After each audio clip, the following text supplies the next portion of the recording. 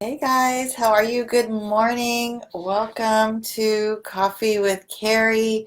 Um, so I'm by myself today, so I figured I would just talk a little bit about me when I was younger. And I know that one of the things I wanted to address at some point throughout the month was that October is National Bully Prevention Month.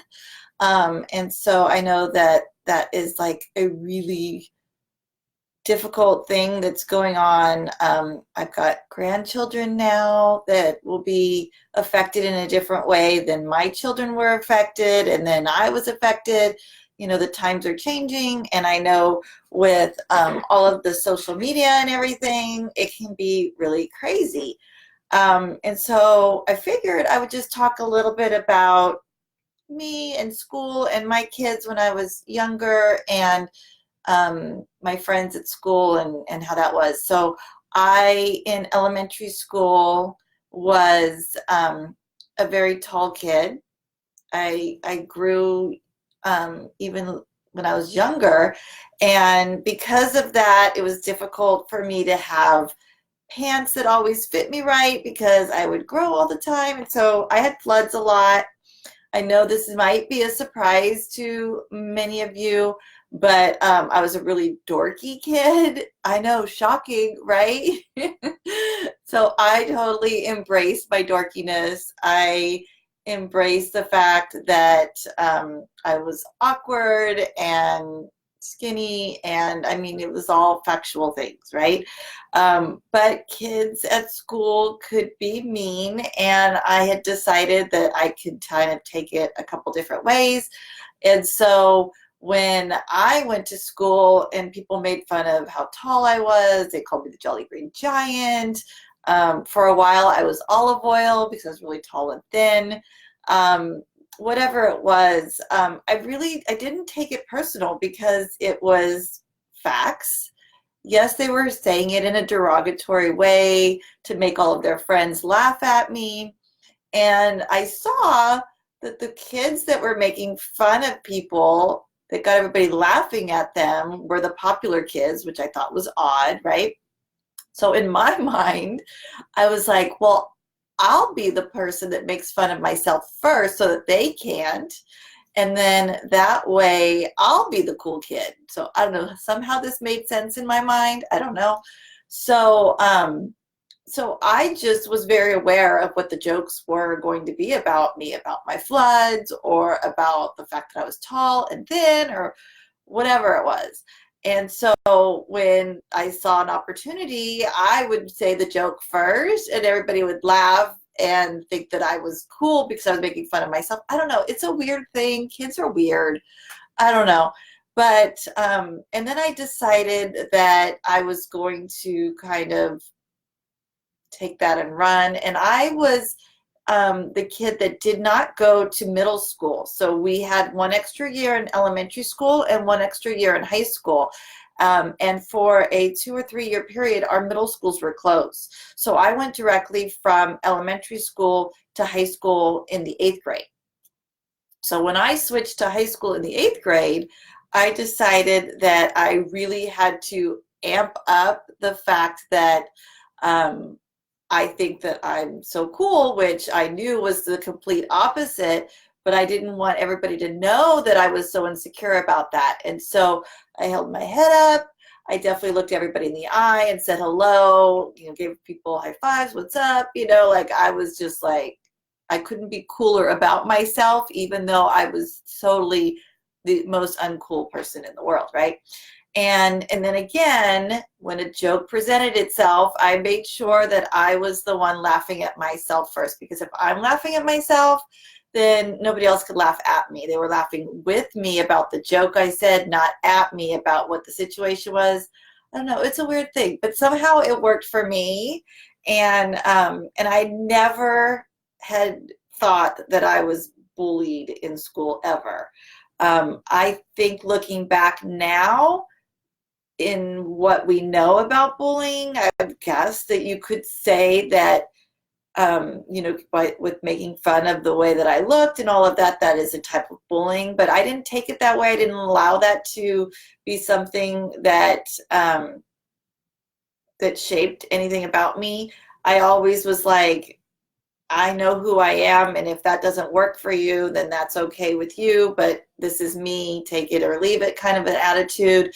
And obviously, everyone's not for everyone, and I'm okay with the fact if you are not picking up what I'm putting down. And so that was something that was never an issue for me. And then that has now transformed into my entire life. I do a lot of these videos that I'm talking to myself right now. And you know what? This is me. Take it or leave it. Um, I I embrace my flaws. I know that I am by no means cool. I'm the biggest dork in the room, and I love that. And I'm okay with that. And so that's kind of been me growing up. That is something that I try to teach my children because thankfully when I grew up, we didn't have social media. So it was my 7 friends or my 30 kids in my class that I had to kind of navigate through. And now, oh my gosh, my poor kids are like, they've got thousands and thousands of followers, and people could be really mean. And so I've always taught them, and I don't know if they hear the whole thing, but I try to teach them to, if that person is not picking up what you're putting down, then next, and move on, and don't let it affect who you are, because we are all amazing how we are, right? We don't need to change anything. If you're making good decisions and you're true to who you are, then I think that's good. And so now I'm even more scared for my grandchildren, because who the heck knows what they're going to have to go through when they get into middle school and high school. And hopefully things get better. And I know that we now are more aware of bullying. And so it's something that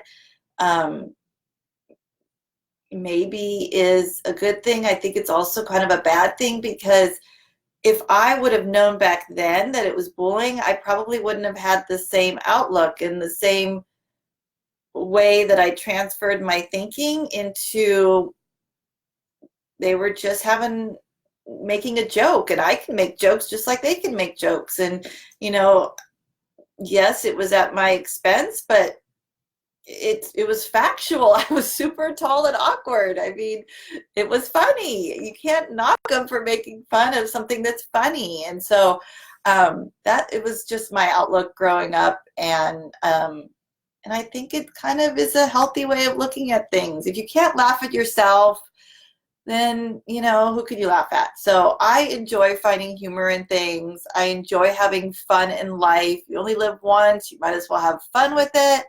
And so that's kind of been my outtake on that whole situation. I know that my kids have had some friends that did some not nice things, and we worked through that.